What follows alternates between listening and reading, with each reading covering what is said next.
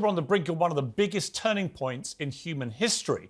Society and life as we know it could be about to change beyond all recognition. And according to people like Elon Musk, one of the richest and smartest people alive, well, the future's here.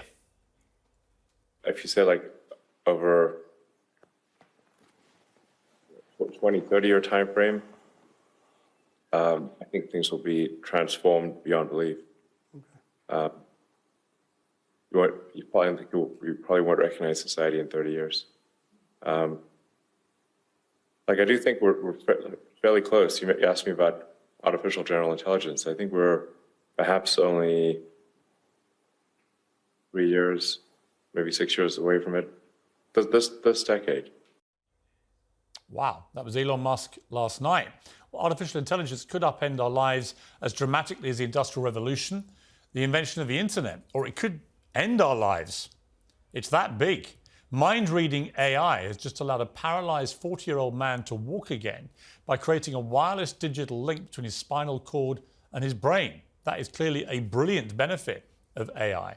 Chatbots write in perfect human prose by scouring the entire internet in fractions of a second. They can pass exams, write literature and code software in an instant. AI can generate music, photography, corporate logos, art based on any instructions, no matter how off the wall. Ask AI to create a painting of a fox balancing an apple on its foot in the style of Salvador Dali, and it'll give you this. It takes 3 seconds. It's free, and anybody can use it. And the more people who do use it, well, the smarter it gets. That's how it works. But you may have already spotted the slight problem. Humans created this technology. Beyond that, it doesn't really need us. And even in its nascent form, it can generate very convincing fakes. The Florida Governor Ron DeSantis launched his US presidential campaign on Twitter Spaces last night with Elon Musk, an audio-only chat room on the app. It had a few tech issues, so Donald Trump, his big rival for the Republican nomination, posted this, I have to admit, very realistic and clever satire in response. Hi, everyone. Welcome to our Ron DeSantis Twitter space. Hello? Is my microphone working correctly? George, can you just wait while we... Hello? Can you hear me? We can all hear you, George. Can you just hold on for a second? Hilfa, I don't think they can hear me. I can hear you fine, George. Just speak to the I don't think George knows how to use Twitter. Hello? Can you hear me now? Can I please make my big announcement now? Everyone just... Hello? Just shut up, George. Can somebody just mute George? Dick, could you try not to cough on the... Okay, so how are we going to take out Trump, you guys? Guys from the FBI, this is not a private call. This is a public Twitter space. Everyone can listen in. I mean, that's all fake. That didn't actually happen, obviously, but it's a brilliant fake. It's very convincing. I watched it the first time and thought, is that what happened last night? Now, imagine that's a fairly trivial thing, but imagine if it was footage from a war, for example. A lot of people can now create a lot of problems with very little effort thanks to AI. These photographs of Trump being arrested were entirely fake and generated by artificial intelligence. This AI-generated hoax photograph of an explosion at the Pentagon sparked a stock market panic recently. If we can't believe our own eyes and ears, well, how will democracy function? And if AI can do so many of our jobs, well, what the hell are we going to do? British Prime Minister Rishi Sunak has now acknowledged that AI could be an existential threat. More than 1,000 of the smartest people in the world are so worried about it, they've called for a complete 6-month hiatus on its development. Depending on who you ask, AI is about to either save the world or completely destroy it. So tonight, we're going to devote the whole show to trying to work out which is more likely.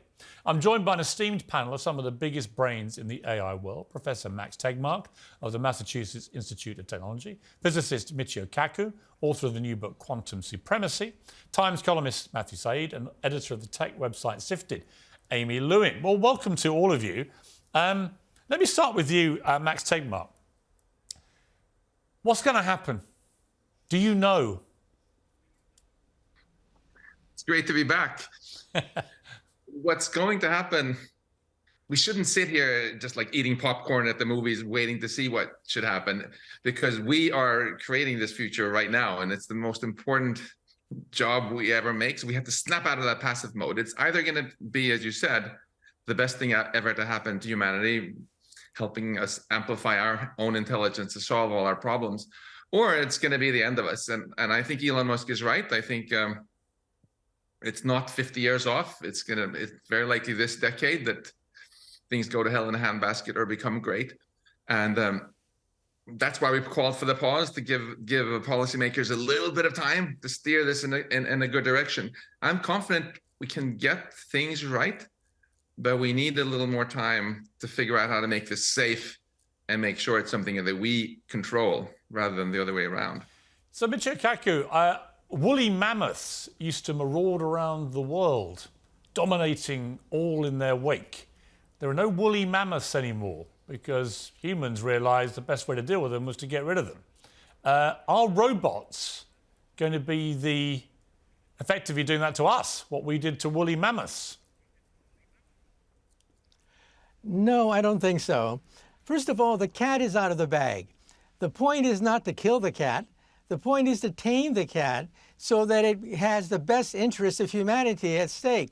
Realize that in a best case scenario, artificial intelligence could give us a new golden age, a golden age for society, a society of abundance, energy, food, medicines. We're talking about AI across the board ushering in a golden age. However, there are problems. First is jobs. We have to retrain workers so that they can be part of this new revolution rather than being iced out of this.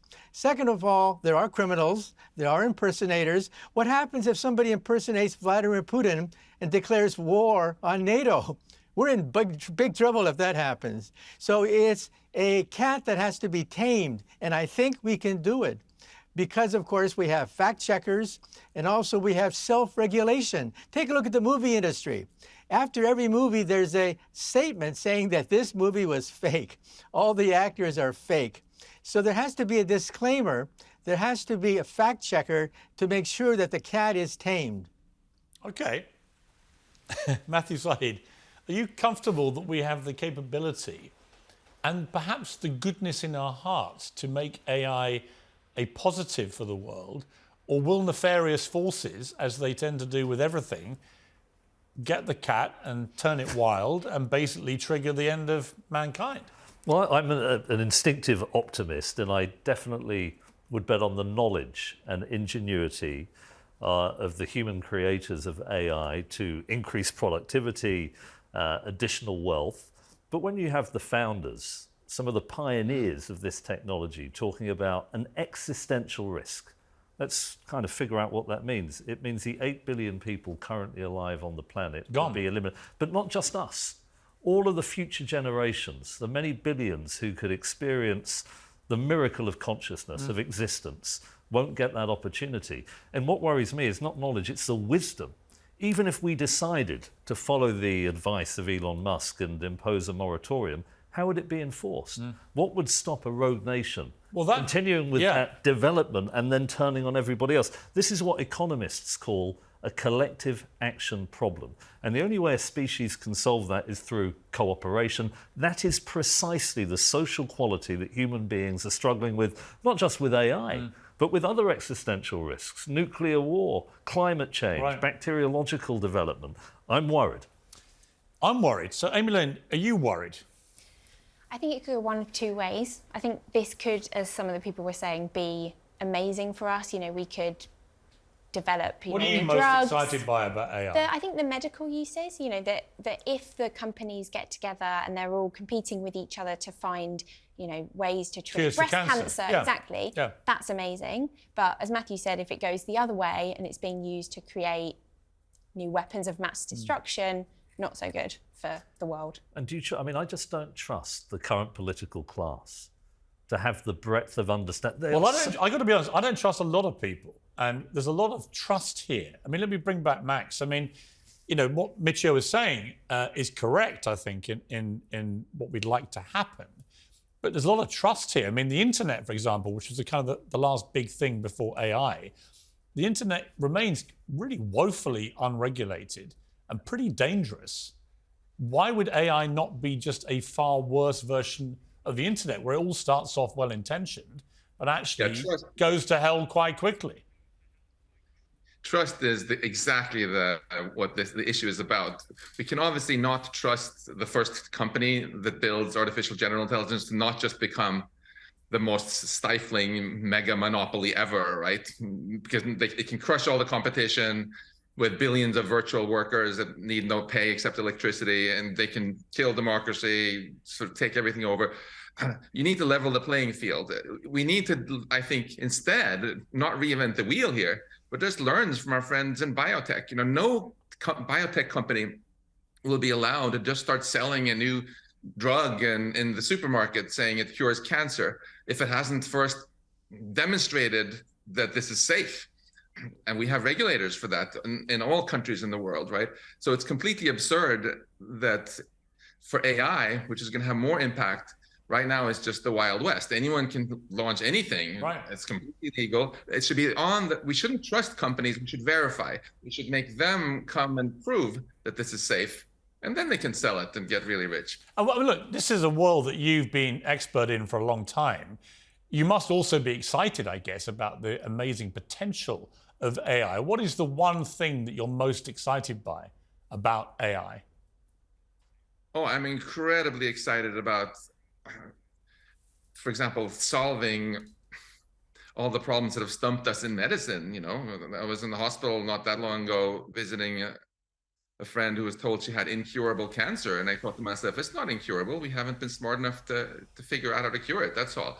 So the sky is the limit, as Michio said. We can help life flourish, not just for the next election cycle, but for billions of years, and not just on Earth, but also throughout much of our beautiful universe if we get this right. And that's exactly why it's so ridiculous if we have billions of years of awesomeness that we can't even wait 6 months to make sure we get it right and don't squander that future. May I just push back briefly? I mean, you talked about, I think it's a good metaphor for AI, the bacteriological warfare. At the moment, the Bacteriological Weapons Convention has a global staff of 3 people and an annual budget equivalent to a McDonald's takeaway restaurant. That global regulation is a complete joke. You talk about the institutions that subscribe to the national jurisdictions, but what would be to stop what would stop a lone fanatic creating a pathogen with a high infection fatality rate and a long incubation period? At the moment, the regulation is completely toothless. Well, and also somebody actually who ran the Oxford AstraZeneca COVID vaccine program said to me. I meant the FDA, the Food and Drug Administration. That's what I was talking about, where there is a really well-functioning regulatory system. Companies have to prove stuff is safe before they sell it. For those who subscribe to the jurisdiction of the FDA. But you have one in Britain too, I'm sure. We do. I mean, the question I would put to you, and maybe I can come to Michio for this. I remember that the boss of the Oxford AstraZeneca COVID vaccine program telling me I had long COVID for a few months. He said, I wouldn't worry about long COVID if I were you. He said, I'd worry about a return of the plague. So I started laughing and he went, no, I'm completely serious. He said, we've had a massive wake-up call here. If we got a return of the plague with a death rate of 30 to 40%, including children, it would wipe away 40% of the planet. In the wrong hands, AI presumably could create a way for a nefarious person or entity or state to create exactly what Matthew just said, a pathogen which could cause that kind of devastation. Yep. How do we stop that happening? How do we stop bad people getting access to this super new knowledge from AI to cause devastation? Well, let me say one thing. The key concept, I think, is self-regulation. The industry has to regulate itself in the way that the movie industry, the comic book industry, all culture in Western society is largely self-regulated. And if it's not, then the politicians grandstand and they try to get elected on the basis of shutting down some of these media outlets. So I think we have to let self-regulation play itself in order to make sure that the excesses of this technology don't get out of hand. But also, looking at the internet, as Deng Xiaoping once said of China, sometimes you have to open the window to let the fresh air in, but sometimes a few flies come through. And so, yeah, the internet has a few flies, but in the main, the internet is a force of democracy, it's a force of education. It has proven its worth to society. Imagine a society without the internet. And the same thing with artificial intelligence. I think it has to be tamed. It's raw, but it has to be tamed. And when it is tamed, it'll give us a new golden age for all of society. Well, you know what, Michio? I really, really, really want you to be right. Because the alternative is catastrophic. Michio, thank you very much. Max, thank you very much indeed. You two are staying with me as we continue through this special edition of Piers Morgan Uncensored about artificial intelligence.